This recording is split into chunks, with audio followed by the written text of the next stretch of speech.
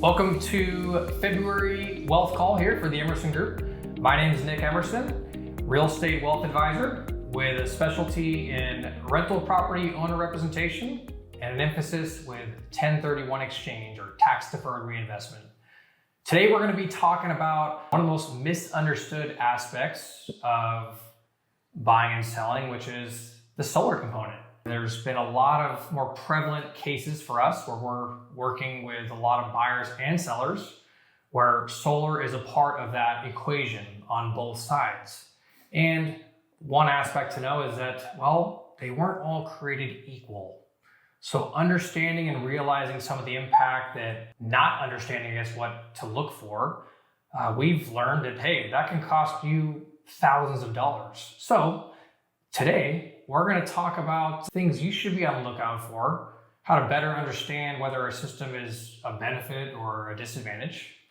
And fortunately, Scott Albritton on our team, who's also a full-time real estate agent, happens to have a unique insight in the fact that, he's actually been selling solar and can really give us a better understanding and insight of what does it look like from the back end and how to avoid these common pitfalls that we're often seeing almost on a weekly basis now, so that you can make smart decisions and continue to build wealth, much like the theme of our topic here. So, Scott, tell us a little about your background and why we might be smart to listen to what you have to say and what insights you might be able to share.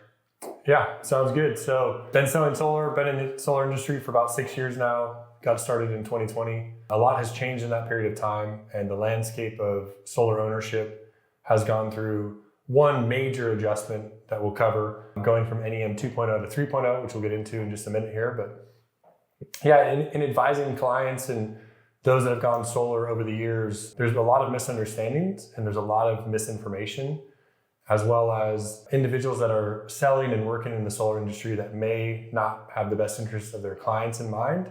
So purpose of today's call is really to give you insight, give you information, and educate you on how solar can be a benefit to you as a seller, and or from a buying perspective, the common things to look out for when looking to purchase a home that has a solar system on it, and how some of the intricacies of each of those things matter. Like I said, both on the selling side from a value perspective and on the buying side from a liability perspective or a benefit perspective. Perfect. So I guess just as a starting point, what are some of the aspects of a system, like just from a base level, that right off the bat we should be mindful of as far as like location, size, batteries? I think there's a misunderstanding that more is better. And I think that's probably sold at a level that it shouldn't be. But what are, just like to start with, some base things about if you're going to install a solar system or if you're looking at a system that people should be mindful of? Yeah, so we'll start with the very basics. Number of panels. So number of panels is going to equate to, based on the size of the panel, so say it's a 400 watt panel, you times that by 10 panels, that's going to give you a 4,000 kilowatt system or a 4 kilowatt system. So 4 kW would be the size of that system. That system is going to then generate X number of kilowatt hours throughout the year. So kilowatt hours are the measures of electricity which you use when you turn on a light bulb or you turn on your AC unit. Things of that nature are going to be kilowatt hours. Kilowatts is the size of system. So that's the very basics of solar. Next, you'll have inverter systems. You'll have two major types of inverter systems. One is going to be a central inverter, which would be one unit that is a string inverter system, meaning all panels are connected to this one inverter. So it takes direct current and makes it into AC current, which then you can use inside your property. Another system would be micro inverters, where each individual panel has its own inverter and it inverts and creates energy from the sun from each individual panel. So on the micro inverter systems, you can see which panel is not producing, where the string inverter system, it's more difficult to find what panel may or may not producing at the level in which it should. So to back up just a second, we've got panels, we've got inverter systems. Those two things need to be in place in order for your electricity to get to the residence. The third element that we're seeing more and more of is battery backup. So making sure that your battery is the appropriate size for your system is crucial, and to not over battery yourself. And what I mean by that is basically a sales individual might be incentivized to sell you more batteries. Well, those more batteries don't necessarily serve you if your system can't produce enough energy to fill those batteries up. So a crucial element in sizing a system and being sized appropriately from not only a panel perspective, but also a battery perspective is paramount in saving quite possibly tens of thousands of dollars, depending on how large of a system you're looking to deploy. And so one of the nuances on that is people get a system specific to their needs, and now they decide to make a move. And so you have buying parties that are looking at buying property, but that doesn't mean that that system actually makes sense for their purchase. Correct. And I think that's a big misunderstanding there, is that it's got solar, good. It has solar, but how does it serve us as a buyer? So why don't we start on the buyer side of the conversation and we'll shift to the seller side, because it really is two different conversations. On the buying side of a home with solar, there are two main components that we run into in today's landscape. One is the system owned. Two is the system a leased or PPA system. And that can be confusing, right? Yes. So leased, PPA, there's a lot of terms thrown around, and there's a little difference between some of these things. So owning the system is very straightforward. The current seller of the property owns the system outright. They either paid cash for it or they're going to pay it off in closing. That would be an owned system, meaning it's your material, it's your product, it's on your roof. And there's no monthly payment. You deal with the maintenance of it, you deal with the ownership of it, it's yours. On the lease or PPA side of the equation, which we're seeing more and more of, and I'll get into why, is it's a leased system to a third-party company, and essentially you're renting your roof space to them, and they're going to put their panels and their materials on your roof, and then you pay a particular rates or a set rate per kilowatt hour for the production of those panels. So to illustrate this point in a slightly different way, an owned system, say you have 10 panels up there, all of that energy is yours. You're not paying anyone else for that energy. That system has been paid off. On the PPA or lease system, you have a fixed monthly, generally speaking, a fixed monthly cost for the renting of that power, and whatever that power produces is yours to utilize. Now, generally, that number is going to be smaller than the rate of SDG&E from a cost perspective. If two factors: if the size of the system has been appropriately sized to the usage of the home, and two, if there is a battery component involved, if the battery component is actually serving the home in the best way it can. So there's a lot of nuances within the solar industry. That's why it's very important to speak with someone that's intelligent on how it works and really has your best interest in mind when you're looking at your options, and not being directed to one item that may or may not serve you best in your energy pursuit. So now we've kind of talked about some of the general attributes and basics of the system components. Let's just touch base on the net energy metering. Is that what, right? The NEM, is that what it stands for? NEM 2.0 or 3.0. Okay, so let's just separate it by whether you purchased it before or after, right? So if you have had a system since X year, you are on NEM 2.0. So what would that be? April 15th, 2024. Yeah.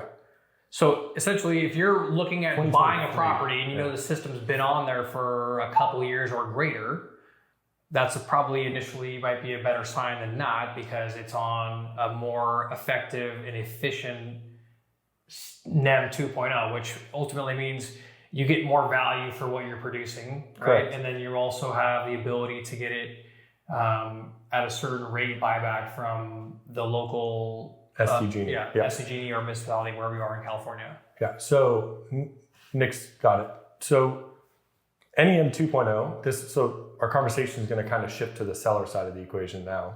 So as a seller, when an agent represents you to sell your property and their tagline is owned solar, great. but what does that actually mean for the buyer, and what do we actually convey from a value perspective to the end buyer? So, or in other words, what each month, because of the system, how much will I not be paying? What is my net benefit and therefore, to the system? exactly. How does that influence my cash flow out? And what does that do for my family and our life and things going forward? And this is important because one thing I want to mention is we're seeing certain contracts put together where the production and the monthly cost for that is actually greater than what you would pay SDG&E if you didn't have solar. And in that case, that's not exactly a benefit. Yeah. So that's not more so on the buying side, right? Yeah. So on the selling side, let's focus on the ownership structure of solar. Say you have NEM 2.0, you have a 20-year period, grandfather period, from date of permission to operate. So say that was installed in 2020 for easy number. You have 20 years from 2020, it sticks with the property till 2040 for NEM 2.0 to be in order. After that, we're all just going to be in the common, we're common pool together. We're just doomed. So it's imperative to not just overlook solar and say, like I mentioned earlier, it's an owned solar system. There's a tremendous amount of value in selling a property with solar, especially if it's paid off. That's often overlooked, but I think there's a great benefit to it if you can really understand what that true benefit is from a dollar perspective. So that's number one, making sure you're working with someone that understands solar. It can, sway the price $10, $15, $20, $25,000 because you start to bake in why it actually makes sense for the buyer and what it does to benefit them directly. Now, when we're looking at selling a property with a PPA or lease system, before you even get a system on your property, I encourage you to educate yourself on how does it actually impact you if you're looking to potentially make a move in the next 1, 3, 5, 7, 10 years. Your savings up front might benefit you monthly. However, on the back end, if you've gotten yourself in a bad contract, you might actually find yourself having to give concessions as a seller that would offset any of those potential gains that you had getting the system installed in the first place. I just want to pause. I think that's an important aspect because I think we chunk these down in different channels of like, should I get solar or not? But we don't think about it in the same space as how much longer will I live here? Mm-hmm. Now, obviously, in some cases, you can't control what life change may occur that causes you to sell. But in some cases, I think just understanding if you are going to be there for only 2 more years and you're signing a contract, that ultimately you're essentially signing for the next owner. Usually a 25-year period. So it's imperative that you make the right decision that won't cost you down the road for selling it. So just understanding the solar ownership and the ownership of the house should be thought of as one continuum, not just 2 separate. Correct. And going back to the NEM 2.0 to 3.0 shift, there's been a massive shift in how the utility company, so specifically here in San Diego Gas and Electric, credit you for your overproduction of electricity. Another way to say that is, for easy math, say you are producing 100 kilowatt hours a day, which is not likely, it's a very high number, and your home is consuming 50 kilowatt hours. That 50 kilowatt hour excess gets sent back to the grid. Well, now under NEM 3.0, they give you a wholesale rate. So they basically eliminated about 75 to 80% of the benefit of sending power back to the grid. So that's why the conversation surrounding batteries has become so prevalent. You basically now need to become a self-sustaining solar system with your own home. What do I mean by that? Now the backup battery, you send that excess back to the battery, you use the excess battery at night, so on and so forth. It has a circuit within your own home. Also, on top of that, the federal tax credit that was applicable to solar systems of 30% has been eliminated under the most recent bill that was passed from Trump's organization a few months back. Right. That was eliminated and cut abruptly, therefore eliminating the 30% benefit of tax credit. That's important because we had 3 or 4 benefits to solar when we first started having solar arrive in the industry. And now those have been taken away, which makes it that much more critical that you understand what you're getting, because you're not getting additional benefits to help, right, reduce any liability and increase the benefit. So now it's like, well, it's only going to be the rate you get it at and for how long you get that for. So now that there's only one benefit instead of three, it's even more imperative that you make the right decision for it to actually make financial sense. Correct. So one of the biggest elements that's changed, well, there's the two, NEM 3.0 from 2.0, right, and then the 30% federal tax credit. So under NEM 2.0, and I hate to be talking so much about 2.0, but it's a massive shift in how solar is utilized moving forward. Payback periods are no longer what they were a couple years back. So due to the fact that the tax credit has been eliminated and the fact that batteries now have to be added, we're talking about a much longer payback period if you were to go purchase a system. With more costlier systems too, because the batteries are how much? Exactly. So instead of a 5-ish year, call it a 5-year payback period, we're looking in the 10 to 12 Meaning in years. 5 years, you get the value back the money you spent to get it in the first place. Correct. So say your system previously cost 20 grand, roughly 5-year period of time, you're going to get your $20,000 in essence as a payback. And then from there on, your system produces free electricity. Now that's no longer the case due to the fact that we've, like just mentioned, NEM 3 and batteries and lack of tax credit. So you'll see more and more people going with leased or PPA systems. Now, I want to talk about PPAs because it's extremely important to understand what you are actually getting and signing on. You're not always going to get, from the majority of individuals selling you a system, the truth. I hate to say it, but it's just part of the industry. There's no regulatory body over the solar industry that's going to say you can or can't do X, Y, and Z.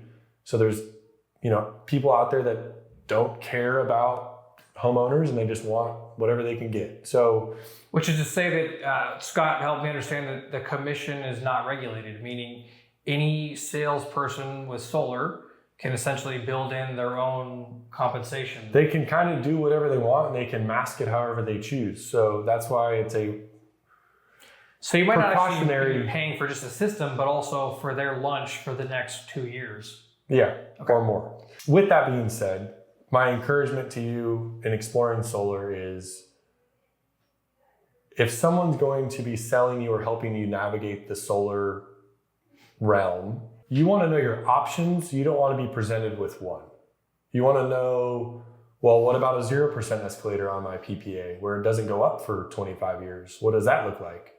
The majority are going to press a 2.9 or 3.9 escalator, and they're going to sell it against the fact that the utility has gone up in 7 to 8% over the course of the past decade, which is true. SDG&E's rates have increased. Which an escalator, meaning every year of the 20-year contract, there's going to be a percentage increase in the monthly payment.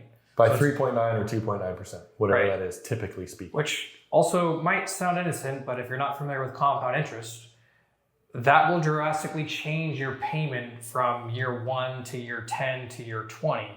So, and especially from year 20 to 25, if anyone right. knows about compound interest at the higher end of the compound. So it's imperative to know what you're doing and what you're getting and where the panels are being placed and why they should be on the south-facing, west-facing, or east-facing roofs and not the north-facing roof if possible. Solar individuals that sell it are incentivized by the size of the system is typically how they're going to receive their pay. Not about how efficient it is for you. Not about how much energy each panel is producing, but rather how many panels are on your roof and how many batteries are in your garage. So I'm here to tell you, take your time to educate yourself. It can make a massive difference on the back end when you do elect to go sell your property, if that's the case, or if there's a family circumstance that forces you to sell your property. You want to know what your system is, has, produces, and why it is the way it is. Education is going to lead you to make a intelligent decision regarding solar, and it's often overlooked in a kind of a thought about secondary when buying and selling property. And I think it's just really important to take the time to be educated on the benefits of solar, whether it is or is not right for you in your current situation, and how does it impact your buying and or selling decisions when it comes to real estate. So all systems were not created equal, as we said. And if you're not doing your homework, you could be paying for that lack of education and unwise decision in the form of giving a credit to a buyer. Case in point, we're helping a client right now where this is an evident situation. He had just gotten the system last year and he has 3 battery packs, which I thought was awesome. It looked really cool in the garage. But I learned there wasn't really a benefit to that other than the visual appearance of 3 Tesla batteries, which can be pretty impactful on your eyes. But not only that, it was on the wrong side of the house, and it was for a total amount of panels that exceeded his actual usage by greater than 50%. So he was paying for more than he needed, and then on top of that, at a rate, meaning a kilowatt per hour rate that was not as beneficial as it could have been. Plus, there was a 3.5% escalation clause. And because of that, the monthly payment began at over $400. So from the buyer's perspective, they saw this and saw their payment would be $900 towards the end of the contract. And their perception was, hey, we're actually getting a system where we feel like we might actually be paying more for this than we would have paid for our basic needs with SDG&E without solar. And because of that, we're going to ask for a credit to help subsidize some of this payment because it doesn't make financial sense. Therefore, wiping out any of the benefit up front of the system being installed, as we alluded to earlier on in the conversation, of saying, hey, well, we're going to save $150 a month. Well, that's all been. In other words, the sole beneficiary of this whole thing was actually the solar salesman. That was the one person who actually benefited the absolute most in this instance, which is what we're trying to make sure you avoid in your decision-making process, either on the purchase side or the sale side. Now, at the end of the day, this is not, hey, I'm not buying a house because it's sole reason, but it is taking into consideration this aspect with everything else within the house, which can sometimes be overlooked when you're purchasing a property. So the flip side being on the sell side, we have a system we own outright. It's before 2024. 23, I think is what or 2023. And we're actually can look at the payment structure with the production of the system and intelligently convey to the buyers that they're actually paying less per month, $50, $100, and therefore or more, yeah. Right?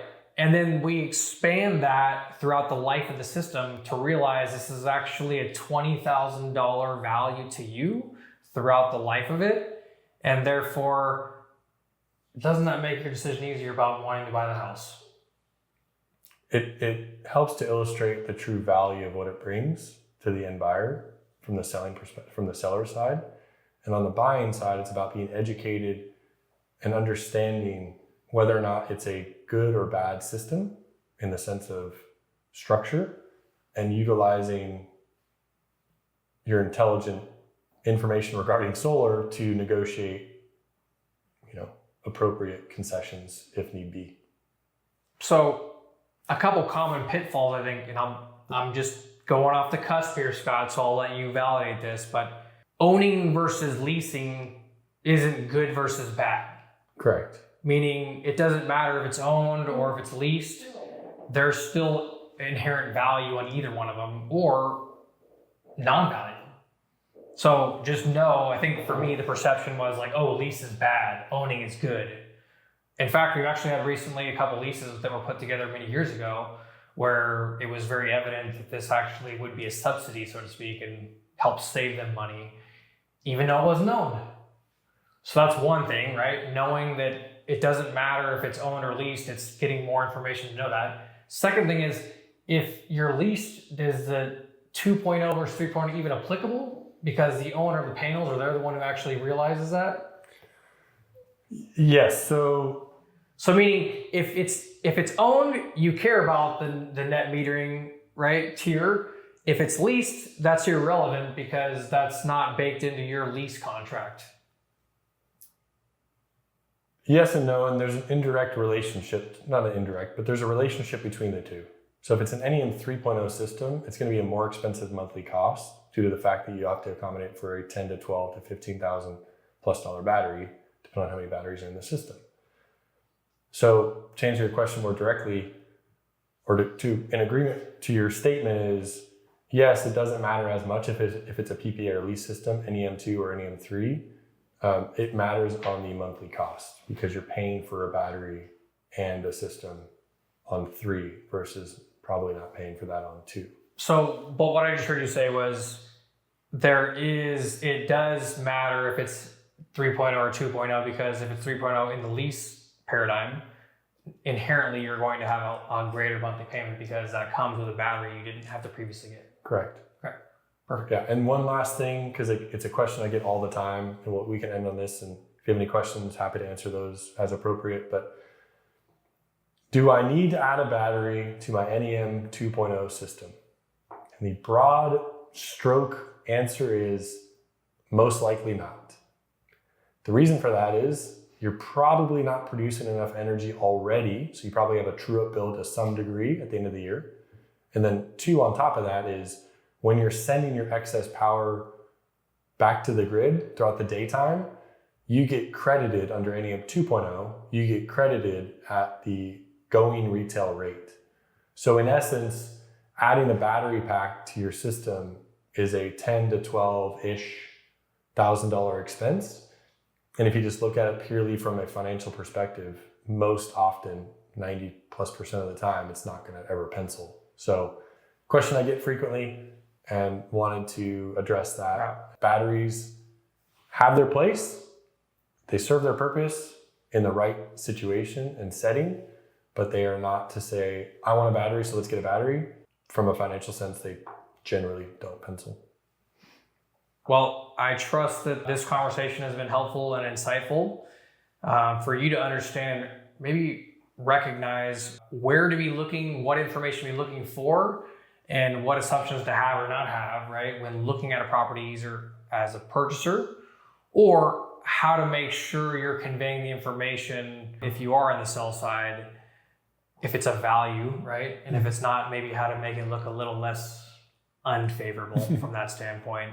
But nonetheless, if you have any questions or even want to consider options in the solar space, naturally, although Scott helps people buy and sell real estate, he helped me actually with my system, but he can help you in that, and he's happy to answer questions, right? So feel free. I come from a place of wanting to educate and help people make, as we do on our real estate side of things, make smart decisions as it pertains to real estate ownership. And one of those is owning solar. So if you have any questions, as always, please reach out. Happy to be an asset in your corner and have that conversation when needed. Yeah. Awesome. Well, thanks for tuning in to our call this month, and we'll catch you in March for another wealth call ahead. There you go. Stay tuned.